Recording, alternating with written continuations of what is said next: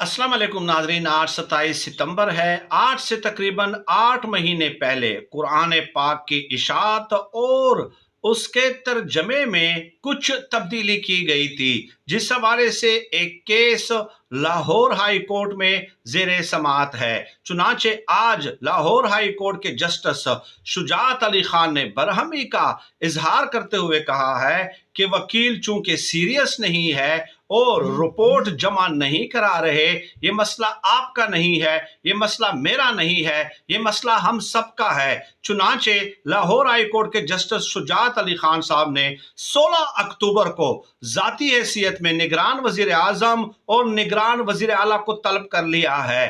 अनवारुल हक काकड़ को पेश होने का हुक्म दिया है कि आपने अदालती हुक्म पे अमल करना है या नहीं। जो काम आपने करना होता है वो आप मिनटों में कर लेते हैं, तो ये काम क्यों कर